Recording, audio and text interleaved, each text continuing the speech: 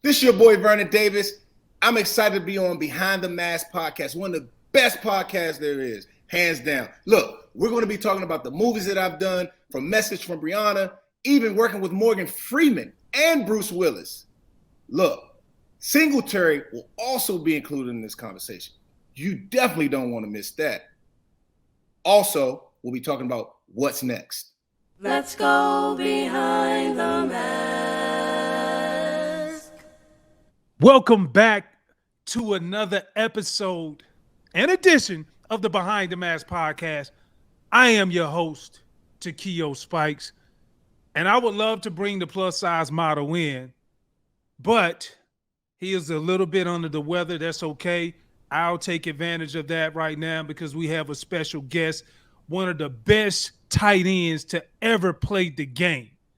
And before I really go deep into this introduction, one of the best teammates I ever had, one of the best tight ends I also ever played against, 6th overall pick for the San Francisco 49ers, Super Bowl champ with the Denver Broncos, 2-time Pro Bowler, All-Pro. Man, y'all give it up for my boy, Vernon Davis. Come on, baby. Let me get that round of applause. Let's go. Yeah. Let's go. What's happening, Vito? TK, what's up, baby? How you doing? Man, it's good, man. You're officially an all-time great, and it's good to hear the ladies and gents to be able to welcome you on the Behind the Mask Podcast. It's been too long, bro. It's been a while, man. It's been a while. I definitely miss you guys in that locker room, man. It's nothing like that locker room. We had a lot of experiences, and we did a lot of great things together. Oh man, no doubt, dog. The experiences are second to none. But before we dig into it, man, I just want to simply say this segment is brought to you by Tito's Handmade Vodka. Make sure you indulge responsibly. So before we go into the locker room talk, bro, like, you were drafted 6th overall to the 49ers. And, you know, it's as a rookie coming in, you were a top 10 pick, bro. And it wasn't too many top 10 picks coming out of Maryland at the time when you came out. But what was your perception of the NFL, and how long did it take for you to realize the perception is different from the reality? Yeah, the perception is definitely different from the reality. I mean, there's a lot of coming in. I thought it was going to be more like college, but you know, I found that it wasn't. You know, it's all a business. The NFL, they treat it like it's a business, and you know, I had to become tough because I cultivated so many different relationships on every team that I played on, and especially early on. And every time I looked up, they were gone. You know what I mean? They were gone. And then just like the benefits of the players and just being benevolent to the players and giving us what we deserve equally. I think they could have done a better job in the NFL as far as that. But you know, there were some that were fortunate and some that were unfortunate. But you want the best for your guys, you know, because you're at the end of the day, the coach is gone, the GM's gone, the CEO might step down, and someone else comes in and acquire that team. You still left with your teammates, you know, and it goes beyond the football field. It goes on to after the game, post career. So it definitely I definitely learned a lot being in the NFL. It definitely turned out to be something that totally different than I expected. Bro, and I remember, you know, because you're spoon-fed when you're coming out of college, and they kind of control the narrative for you. But when you get into the league, it's like whatever happens, and you have to be able to react. It's no different than the NFL saying, hey, we'll change a rule, and we expect the players to be able to adjust.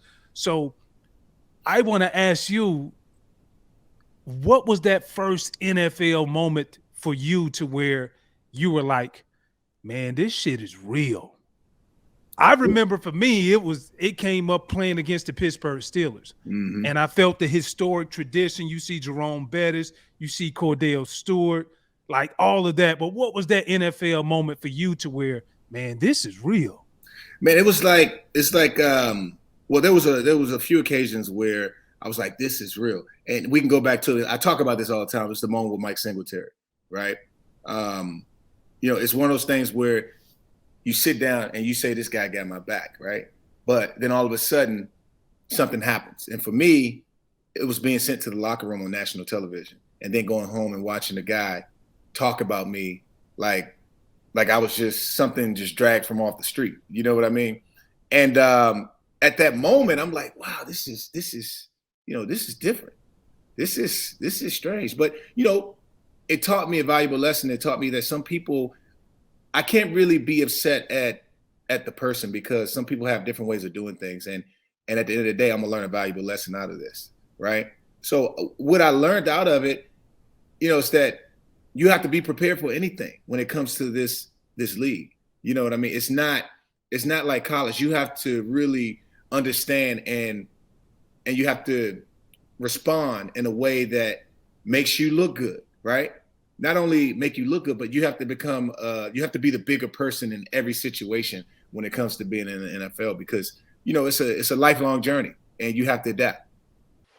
Bro, like, I'm glad you brought that up, man, because a lot of people be wanting to know, you know what I mean? Especially, I remember going back to that day you talked about Singletary and when he sent you to the showers. And I still remember, bro, I was on the field. It was a TV timeout. And I remember just looking to the sideline, Vernon, and I was like, okay, I see Vernon walking. I know he didn't get hurt. So I'm still looking. I'm like, he's still going. Where is he going? And I remember when we got off the field, I remember hearing guys saying, man, Sing sent Vernon to the showers, bruh. And I was like, dawg, stop it. And they was like, nah, for real. So, like, I just really want to ask you, dawg, like how did that moment go down? Because everybody remembers seeing the press clippings. I want winners. I want you to be able to do this. If you can't do that, then you got to get up out of here. So, like, man, take me back through that story, bro. Yeah, so it was one of those things where, coming in as a young guy, you have to really learn to, you have to find yourself, pretty much find out who you really are, right? And the way you do that is going through this journey called life and in this career that you have. So after the game was over, we went to the locker room. Then, coach didn't really say much to me, but he said, I want to see you tomorrow. So I saw him the next day and we sat down and, we started shedding tears. He was crying, I was crying, but he was telling me that, his thing is tough love. And that's what he was giving me, right? He wanted to see me excel. And I knew that from day one. I just didn't know that it would happen that way. But after that, I mean, look, sky was the limit, man. I started playing better. I became a better leader. I started being what the team needed me to be. So I didn't think too much about it. I just took it as a learning lesson. And now that I sit here 37 years old, I can say that I'm very appreciative of that moment.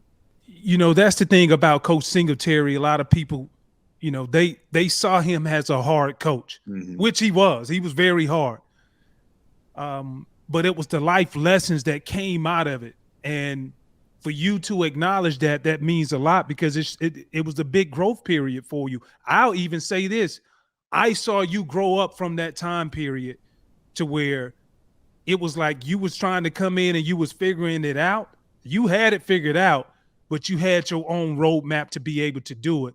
But I saw you grow up from that time point, and bro, you really made strides. So I really salute you on that, Vernon. Yeah, thank you. I appreciate it. I appreciate you for saying that because, we as young guys coming in, the next generation, they can learn from the things that the older guys went through. You know what I mean? Just through experience and just paying attention. Because you can either act this way or you can act that way. Life is all about how you respond to things. So I'm glad I could be an example of how to respond. Simple, smooth, and every sip as easy as the last. Tito's handmade vodka tastes just as good with tap water as it does with your favorite mixer.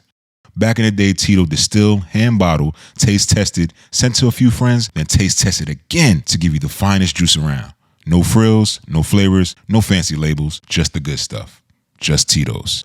For recipes, videos, and more, visit Tito'sVodka.com. Distilled and bottled in Austin, Texas. 40% alcohol by volume, namely 80 proof. Crafted to be savored responsibly. Hey, we always like to have real conversations, dog, and when we talk about real moments, we talk about going behind the mask. You had 3 coaches, and you was drafted by Mike Nolan. Singletary took over. Then Coach Harbaugh came on the scene. Out of those 3 head coaches, which one of them were the best, and who did you learn the most from? Let me tell you, Mike Nolan was one of my favorites. Coach Singletary is one of my favorites, right? Because of my time with them, getting to know them as coaches, and just them being, true, true, and just super authentic, right? But Harbaugh came in and he showed me something totally different. I mean, everything that he brought to the table, his enthusiasm, his way of coaching, his ability to get all of the men that he was coaching to rally behind him. I mean, he was amazing. I remember the day he came out, he suited up with the second team. I mean, he had on shoulder pads, cleats, the pants. I mean, his face mask was just gleaming. I mean, you could see a big smile on his face as he dropped back to throw every pass. I was like, this guy is amazing. He's not wearing the Dickies right now. The Dickies with the pin spot on his right pocket or his left pocket. I can't remember. He was wearing practice pants. And from that day, I had a higher level of respect for this guy because I've never seen anything like it. I mean, he was you just wanted to play for that man.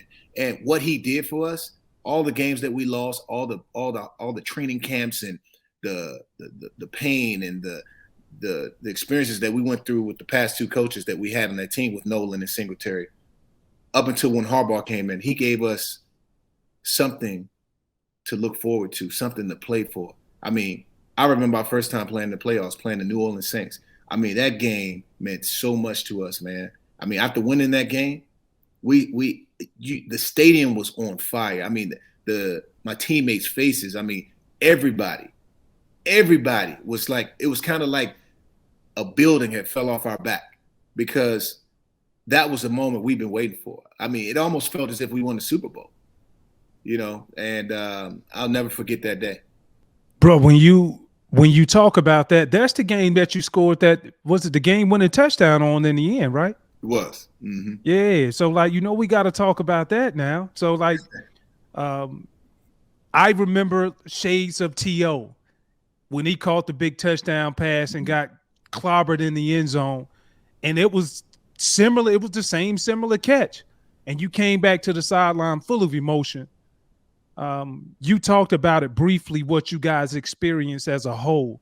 But for me, when I saw that play happen, I saw Vernon Davis. I felt like you were set free. Everything that you worked hard for, everything that you wanted to be when you came into the league, I felt like all of that culminated into that one experience of the end result of that play, you being able to get in the end zone. Am I right or wrong on that? Yes, you're right. Now you hit it. You hit the hammer right on the nail with that one. Exactly. Absolutely. That moment was something I know my teammates was waiting for that moment, but I also been waiting for that moment. That was a dream come true. I always wanted to hit that game. It's like hitting that game-winning shot, and that was that game-winning shot for me. Everybody wants that moment. Everybody wants the moment where your teammates run up on you and they put you on there, and you get on top. You're on top of their shoulder. You look around, all of a sudden you sitting up here, right? Everybody wants that moment, and that was that special moment for me. And I didn't feel like I just did it for myself, but I did it for not only my teammates, the organization, and all the fans that supported us, but I also did it for my family. I was thinking about that, being that kid walking up and down the street with holes in his shoes, right? I was also thinking about being that kid who walked into the coach's office that day and said, can I try out to play any position that has to do with scoring touchdowns, right? I was also that kid who didn't play his freshman year in college, but all of a sudden I get drafted as a 6th pick in the first round. So all of those things, even going through the NFL and losing so many games and being called a bust because I wasn't living up to my potential as a first-round draft pick, and then coming out of that, those were the tears. That's what that was, right? Yeah, real talk though. Yeah, that's what that was. Tears of joy, man. Tears of joy. Because people don't see what you go through every day. They don't, like, as much as we try not to read the papers, man, we read the papers. We hear the little chatter that everybody talks about. Mm-hmm. But I truly believe that now you confirmed that was your vindication after you made that touchdown, man. So salute to you, my brother. Salute. I also want to give another small plug. This Behind the Mask segment is brought to you by Tito's Vodka. We talk about going behind the mask, and really want to talk about your brother VONTAE. He had a great career, very good football player, came on the scene and made strides very fast. But I want to ask you about the season that he called it a career. I want to say he retired at halftime while he was playing in a game. Abruptly just stopped, quit. First of all, we heard. No, go ahead, Tia. I'm sorry. When we heard that around the league, we was like, man, something else is going on bigger than this. So since we don't have VONTAE, I wanted to ask you, did y'all have any conversations at all before or even after the fact? And what's your take on it? First of all, I want to give a cheers to Vernon Davis for being so brave. So here you go, VONTAE, a little riff for you right there, baby boy. Shout out to RIFF Energy Drink, baby. Tito's. Natural energy, natural sugar, Tito's, RIFF. But no, when VONTAE, I was in the locker room.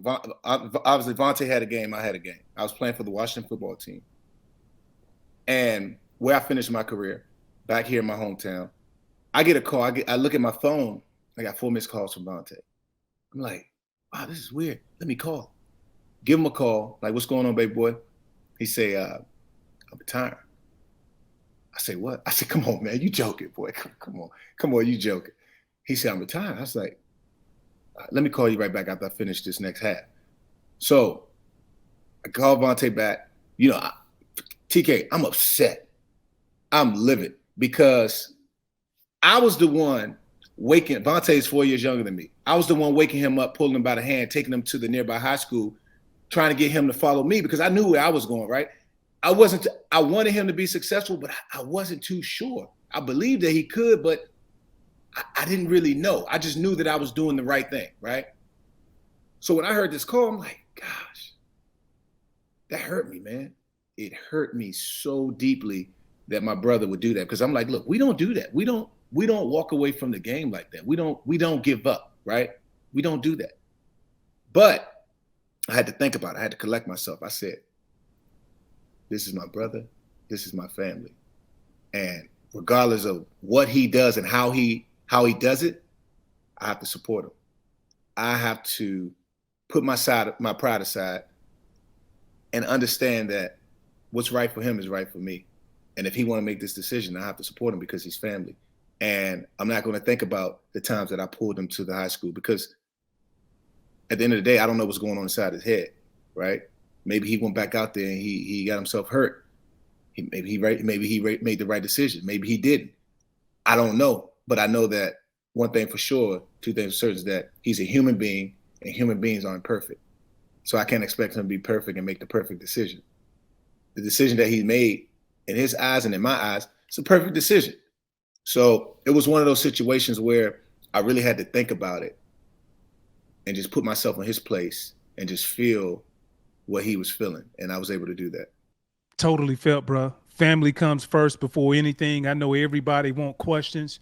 Everybody have questions and everybody wants answers. But at the end of the day, family is first. And so I feel you on that. Moving on, I want to talk about one of your biggest years. You had 13 touchdowns, my dog, in a season, tied with Antonio Gates. We already know he's definitely going to be a shoe-in for Canton, Ohio, into the Hall of Fame. Talk about that historic season that you had, because that wasn't no slouch by no means at all. Oh man, I appreciate that, man. It's rewarding to walk away from the game and hang it all up. It's almost 2 years for me since I've been retired, and to be able to hear things like that, it makes you appreciate it. You appreciate the work that you've been able to put in. So it feels good to be able to hear that, because I'm as you're so busy, you don't really think about some of the things that you've done. You just did it and you move on to the next thing, right? But yeah, man, that was a special moment for me, a special time. It was really, I don't know, it was just one of those things where I was like, wow, it made me believe, it gave me hope that I could really do this on a high level and do it consistently. But that was a great year. anytime you're able to have achievements like that is always a great thing. And it's something that I'll cherish for the rest of my life. All-time receiving leader when you're looking at the San Francisco 49ers. In receptions, I want to say also touchdowns as well, maybe even yards. But when you look at some of the other tight ends, the great tight ends that played the game, do you think your numbers compare up to that Hall of Fame status as well? I think you know, I'm not, you know, for so many years I've never really talked about the things that I've done because I was, you know, it's a way of humility and just, you know, just being a team guy. You know what I mean? You just don't talk about stuff. But I feel like the impact that I made on every team that I played on, I felt like I was always there. Every team knew that I was always there. You know what I mean? I felt like I've always came through when I needed to come through for my team. I feel like the numbers that I have in different categories, right? If you put everything in from Super Bowl era to regular season, I feel like, yeah, I mean, I feel like I deserve some kind of credit for what I was able to do on a high level. And I think there's areas where there's things that I did that other guys didn't do, right? Just like other guys have certain categories that they did that I didn't do, right? And just being in that category of that top 10 category in certain places like touchdowns and receptions and things of that nature, I feel like I did a great job. Well, no doubt. You definitely did a great job. So I got to put you on the spot right now, bro, because I need for you to give me some of your all-time great tight ends.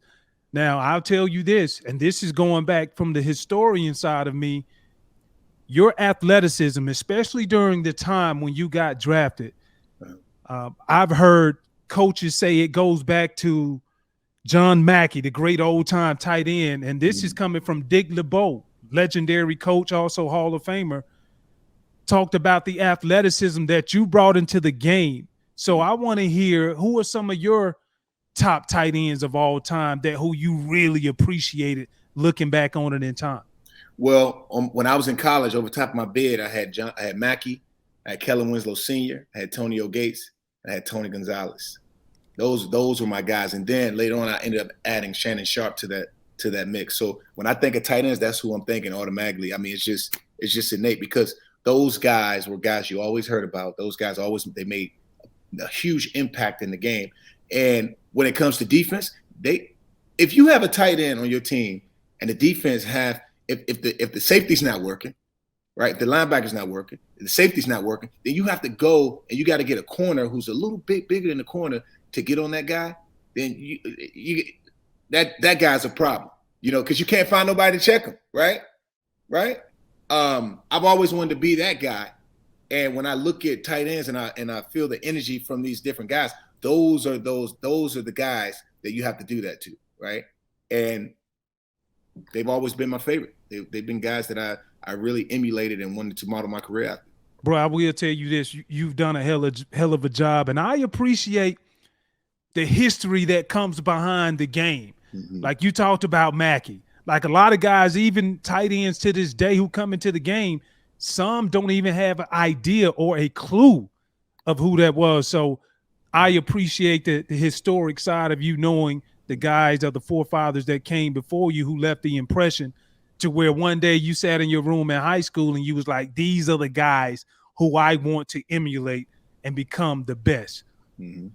Bro, I want to ask you this. I'll really say this. This is one thing that some people know, but we're going to blast it out on the BTM podcast. You've made plenty of appearances on platforms in the entertainment industry. One of my favorite, Dancing with the Stars. You was on the 29th edition or the 29th season of that. I saw you. You had it out there, dog, wearing them tight pants like you used to wear back in the locker room. We used to kill you on that too. We used to wait for Vernon Davis to come in the locker room and say, "What Vernon gonna wear today?" But I give you credit, dog. You used to be ahead of your time, dog. You were eclectic. I give you credit, bro.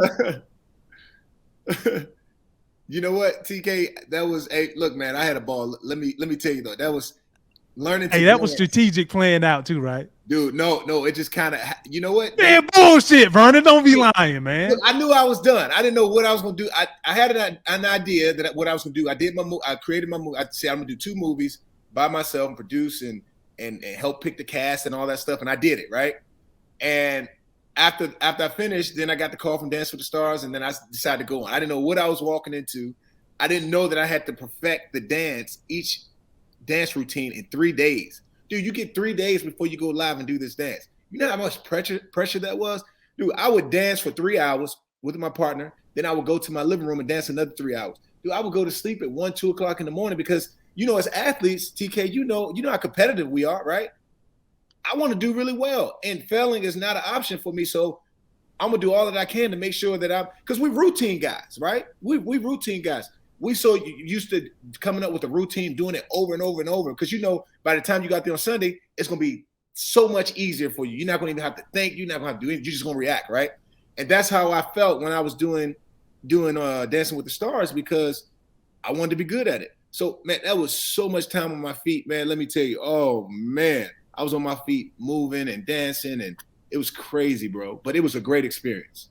Hey, so with it being a great experience, was it hard trying to, like, people just think if you're an athlete, you should be able to dance, it should transition over. Is that true or false? That is false, man. That totally is false. I mean, certain things you can do, like when it comes to the athletic movements, like I give you a dance move that's really, that requires a lot of energy, which is paso doble, right? Paso doble, then there's tango, where you have to bend at the knees a little bit slightly, you know what I mean, every time you're dancing. So things like that, yes, but then the technique and the technical difficulties of dance, dude, it is, let me tell you, oh man, it took me 3 weeks to learn how to move my hips. So learn how to do a little cha-cha, man. It took me 3 little weeks about to do a cha-cha. I'm like, oh, okay, I got it now, boy. I got it. And then you realize out of all of the moves that you practice, you only gonna do that for what, maybe 7-8 seconds? And then you on to another dance in the routine, right? A minute. Yeah, all the dance routines you do it lasts like a minute or 50 seconds. And then you go into the next one, and you got 3 days, bro, because before they come in there with that camera, say they need what you're going to do. We need to see your routine right now. So we have to have it. Oh, it's so much pressure. Oh, crazy. I feel you. Let's talk about the latest project that you have going on. And it's coming up in a few months. Message from Brianna, a film that you're working on. And it's going to be up in the American Black Film Festival. So how can we support Vernon Davis? Like, you support everybody else, but how can we support you on this film? Tell us about the film and how can we support it? Yeah, I think just tagging about it once the movie drops, following. You can keep up with me and the film by following me on Instagram. You also go to abffplay.com to register to see the movie, the worldwide release of the film, which is going to start. American Black Film Festival starts November 4th, all the way, I think, to the 13th. But that is going to be it's going to be great for us to get our film out there and have everyone see it. And it's kind of like my debut. I never really had a movie come. I've done a few shows on BET and platforms like that, but this is one of my first films that I've done. So it's kind of like my debut of coming out and being an actor, man, and producer. So I'm excited that we even got into this film festival. It's a huge honor for me. So I'm excited about that. But the film that I'm also excited about is the film that I just finished with Morgan Freeman. I played a huge role in the film with him called MUTI, where I had to play a South African character who has a South African dialect, and I also learned how to speak Zulu. But yeah, I learned a lot on that journey, playing a serial killer. And each movie you do, you learn a lot about yourself, and you become better and better at the craft. So it's pretty awesome to see where I'm at compared to where I first started. Bro, you said you had to learn Zulu, pretty much another language. Yeah. Man, how hard was it hard, or like what was that like? Well, it's pretty cool because they don't ask you to do that. It's something that I wanted to do because once you read the script, once I read the script, I said, okay, if this character's from South Africa, then I need to go out myself, and I need to learn how to speak Zulu. Of course I had to speak the dialect because he's a South African character. But what I did is I went on Instagram and I went on Instagram and I found this young lady who lived in South Africa. And I messaged her. I said, can you help me translate some of this information? She hit me back on WhatsApp, and she started teaching me, man. And that's how I learned. And so when I go into the movies are all about catching people off guard too, right? You don't want to tell them what you're doing. So I go in, I got my first scene with Morgan Freeman. He comes in the office, he don't know I'm there. I can turn around and I start saying my Zulu. And he's looking. I could tell I caught him off guard. So after he came up to me, he was like, yo, that's big shit, dog. Yeah. That's real, though. Yeah, so that's real, fam. Yeah. Hey, one thing that you talk about catching people off guard, you kind of caught me off guard because I saw you put up the RIFF energy drink, and that's another one of your endeavors that you're working on. So I want to give you an opportunity to talk about that RIFF energy drink. Yeah, RIFF is pretty cool, man, because it's called Cascara. A lot of people don't know, but that coffee that they're drinking, right? It comes in a little red bean, which is a fruit called Cascara, right? And Cascara is really toxic for the environment. If you didn't know, it pollutes the environment. And what RIFF was able to do is take this fruit that's being discarded and making a beverage out of it. Now you have natural energy, natural sugar, and you're also creating job opportunities for local farmers, because not only are they selling the bean, now they can sell the fruit of the coffee bean as well. You know what I mean? So you're doing so much for the world and the environment in a great way. Hey, bro, like, I'm surprised just by hearing this and catching up with you. I didn't realize you was involved into so much stuff. So I want to ask you, like, it is life after football, and basically walk me through a day of your life of Vernon Davis. So I get up in the morning, like if I'm home, if I'm not filming, I'll get up in the morning and I'll work out. I don't eat until 1:00 p.m. and then I'll eat dinner at like 8 or 9 p.m. But in between those days, I kind of, I changed a lot of things since I retired. I changed my diet. I changed the way I look at, food, a lot of different things. And but yeah, I'll get up, I'll work out early, and I work at like 8 a.m. right? Because I got to get the kids. I got to take the kids to school. I got 3 kids that I get them ready for school, take them to school. Then I work out. Then I'll get in my laptop. And most times I have like maybe 6 or 7 scripts at a time that I got to get through, right? So I start reading these scripts, and at the same time I'm working on an actual film. Like right now I'm working on a movie called Going Home. So I got to read that, digest all that information, breaking the script down. Tuesdays and Thursdays I'm working with my acting coach. I've been doing that since I've been retired. Then I might get an audition. I have an audition. I'll do that. I might have a podcast like with you. And then I have a lot of different other opportunities that I have on the table that I'm going through with whether my manager, Patrick, or Henry. I have a manager on the business side, and then I have another manager on the acting side. His name's Henry Penzi.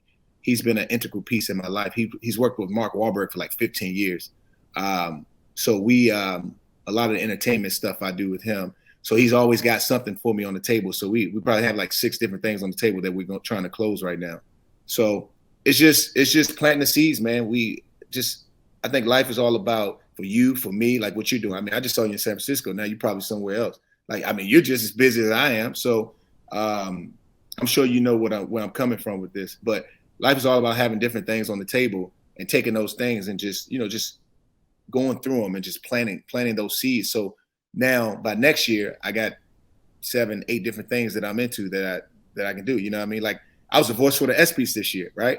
That's what I'm saying. So things just fall on the table. So being the voice for the ESPYs, I mean, I remember going to the ESPYs and just sitting there. Now I'm the voice for the ESPYs, right? But that's huge, bro. Yeah, they offered me another opportunity, another job, so I'll be doing it again. Fingers crossed, if nothing changes. But so it's things like that, just planting the seeds, doing things, planting the seeds, and just having it all on the tables for when you're ready to, when time comes. So that's pretty much my day, man. Every day. Hey, bro, I salute you for what you do. Not necessarily from a personal standpoint, because you are reaching and you're going for every desired goal that you wrote down, but more so from the aspect of setting a great example for guys who are looking up to you and the guys and the athletes that are coming behind you. So I appreciate you, Maverick, for leading that. Like, for real, bro. Like, and most def, listen, you definitely got my vote for the Hall of Fame. You've done a lot of great things, and I think more than what I can say, your record really speaks for itself when you go back and you look at what you were able to accomplish in between the lines of competition. So I appreciate that. Also, one last shout out to Tito's Vodka for supplying today's cold adult beverage. And with that being said, man, we got to get you back on and come back on the show. I'm pretty sure you're going to be holding up some big time awards now. I'm talking about those what they call it, the Golden Globes, everything. Hey, so man, look, Academy Awards, we want it all, Vernon. We ain't leaving nothing on the table. Nah, man, I appreciate it, man. I hope so, man. That'd be nice, man. I'm working at it, so hopefully, that those things come to fruition. But yeah, I appreciate you, man. Thank you so much. Yeah, man. Much respect, my brother. I appreciate you. Okay.